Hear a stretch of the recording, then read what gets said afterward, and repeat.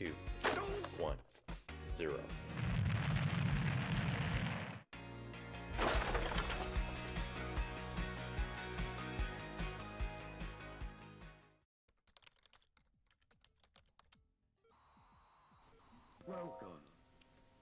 Yes, indeed, folks. We're back.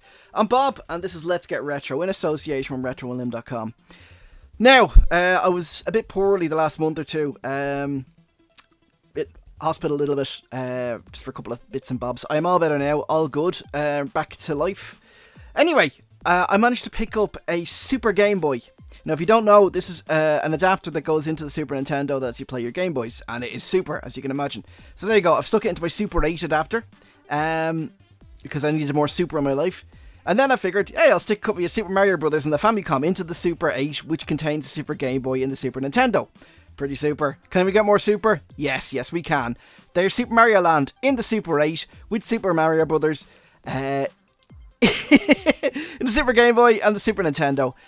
It was just a big stack of super. In fact, it was too much super for my TV to handle because it just couldn't display it, as you can see there. So I just took everything back out and just took the Super Game Boy in and tried it with that, and it worked. So I'm going to show you some games. I'm not going to show you Super Mario Land yet. I'm going to show you something a bit different. I'm going to show you Alleyway.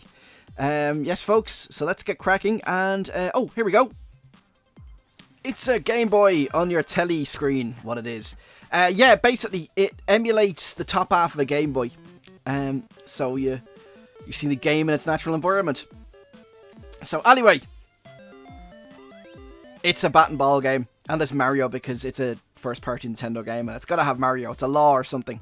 So, I'll talk about the game in a minute, but the Game Boy, the Super Game Boy, basically, as you can imagine, let you play Game Boy games on your telly. Sorry, I've just put the background music off there just to show you the sound. Let me see if I can remember the controls for this. You can customize your background. There's a button. Sorry, I'm trying to play the game and yeah, there we go. You can basically do things like change the background color. You can change the controls a little bit. I'm trying to remember which one it is to do it. That's the control system. It's the downside to picking up, your retro gaming materials is that, you never get instruction manuals. You're kind of guessing. So from what I can tell, there's options to kind of create your own background. Change the color scheme for the games, because a lot of the games weren't Game Boy Color games. And a lot of them predate, like for example, this game predates the Super Game Boy. So there's no information in it as to what the colors should be. So it just kind of does a quick guess as far as I can tell, and usually guesses pretty well, but you can change the colour scheme for that if you want. Now, I've put this background on. This is cats, because we're on the internet, and the natural home of cats. All the pastel cats there. Now, how do I turn this back on again? I'm playing with it. By the way, my excuse for being rubbish, other than the fact that I'm rubbish, is that I have a really old third-party controller here, because my Super Nintendo controller is under a ginormous pile of junk somewhere. No, I've sold it to pay for my hospital bills. No, I'm only messing. Yeah, so anyway, ball and back game. It is closer to Breakout than Arkanoid because you don't really have power-ups from what I can see. You do have some very challenging levels. After a little bit when you're playing, the screen, every second level, if I remember rightly, the screen, those bricks will start scrolling left and right. So you're kind of dealing with that as well as trying to, hit the... as well as trying to aim at the bricks, you're trying to guess where they're going to be on screen. And it's actually slightly more fun than it sounds. I mean, I know it sounds a bit as much fun as Root Canal, but it's actually quite challenging and enjoyable. You don't have... It's basically... There's not much else to say. I'm going to play this for a little bit just to give you an idea. But it's a bat and ball game. It's a Breakout variant. When this was released, people kind of went, "It is not Arkanoid. We shall compare all bat and ball games to Arkanoid, and therefore it is not very good." If I was a nipper back in the day that had a Game Boy and only got like 2 games a year, one from Santa and one for your birthday, and I got this, I would probably be a bit bored and disappointed after a while. But as a modern age retro gamer who can play this for a few minutes and then go off and play something else, it's actually quite enjoyable. But I do like the bat and ball games. Bouncy, bouncy, wee. Now, hopefully I can at least make it to the second level to show you that before I die horribly. Are you hypnotized by the ball, folks? I'm kind of hypnotized by the ball, which is worrying because I'm playing. I'm the one trying to hit the ball. Look at the ball, not around the ball, at the ball. Anyway, the nice thing about the Super Game Boy is that it means when I'm showing Game Boy games on the channel from now on, I can actually show you on the original hardware instead of having to do dirty, filthy emulation. There we go. There's some scrolling. The third level, and every third level, I think the ball or the bats. Wait, I've still got balls in the brain. Finar. Yeah, basically every third level, the bricks start descending towards you every so often for an added frisson of difficulty. I suppose it's just an added, bit of frisson would have been a better sentence. I should really stop trying to use big words in my videos. I was stuck playing Words of Friends. Or Words of Internet Strangers Who Were Cheating, as it's properly entitled. When I was convalescing there, so my vocabulary is hopefully getting big-ish. Okay, Mario's bailed. I'm gonna bail too. Something cool for you now in the next jump cut. Yes, jump cut ahoy. That music. This is Game Boy Gallery, although on the cover of the cartridge it says Game Boy 5 in 1. As you can see, here's something pretty cool. It has now changed the background to be a Game & Watch. That was built into the game, so it has that little Game & Watch kind of thing about it. This, as you can see, is balls, because I got balls in the brain. Balls in my hands, folks. My hands are full of my balls. Okay, let's just not do that. Yeah, you get the idea. This is a collection of 5 original Game & Watch games, which were what Nintendo brought out before they brought out the NES and the Game Boy, and they became the huge monolithic gaming company that they are today. Or were anyway. Oh, controversial. Let's not go there. Anyway, yeah, basically this is my introduction to gaming. When I was about 4 or 5, no, it would have been about 6 actually. Before I got to play home computers and that, I remember I was in a hairdresser's with my mum when she was getting her hair cut, what she liked to do occasionally, and there was a guy who had this here, and he said, "Oh, here, son, have a go with this."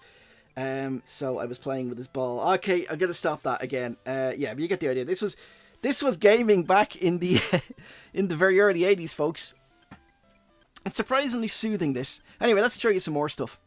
But before I do, again, gasp in awe at the fact that it's changed the background to match. Okay, there we go. Ball. Straight into the point, folks. Alright, let's just go through these. Vermin. Now, for those of you not familiar with Game & Watch, they're very simple games. Literally, it was an LCD screen that can handle a couple of characters, and very simple gameplay, usually just left and right, or maybe left and right, and do something, 3 buttons. As you can see, this is whack-a-mole, literally. Not the most intellectually stimulating game. To be honest, though, still more fun for me than the likes of Gears of War. Also, more points for not having bloody Mario in it. Okay. Vermin. Flagman. Actually, I like this. It took me a while to work out what the fudge was going on. But, here we go. Now, it's the Flagman. And what he does is he waves flags. I thought it was going to be a semaphore simulator at first, but it's not. It's Simon. Right, it says 1, 2, 3, 4, corresponding to up, down, left, right. And you just have to remember the order. Now, the last time I tried to record this and do commentary, I got to, something ridiculous, 15, and it was, Rain Man standard. With no disrespect to Dustin Hoffman or Rain Man or anything like that. I don't know how I managed to get that far. But, yeah, I'm not going through all that again. So, yeah, it's fun. It's Simon, and we all know how addictive Simon is. Manhole. So, you work for the county council corporation, the local facilities, whatever, and your job is to be a bridge, basically. They've skimped on the materials to make 2 bridges. So you basically run around and help the small child, the gravity-defying child who leaps very slowly, to cross the river over and over. And that's the game, because that's what things were like back then. And if you... I'll let him die now and you can see what happens. So you're basically hanging on for dear life, acting as a bridge for this child. And see, look, when you let him drop down, it's only an inch of water, And he just gets the shirt a bit wet and he sticks it on the line. That's it. You're risking your life to save a small child's shirt. Just as you should. Yeah, let's go. Again, simpler time, folks. Simpler time. It was a simpler time and games were simpler. Now, Cement Factory. I thought this was the one with the conveyor belts and the Mario Brothers. But it wasn't. That was Brick Factory or Industrial Device Factory or Foxconn Simulator or something. I don't know. This is just, you're in the factory and cement is being made. And there's a series of lifts that really wouldn't pass any health and safety inspection. And you basically go from various different parts of it, parts of the factory, pulling levers, letting cement flow eventually into the waiting trucks that never seem to go anywhere.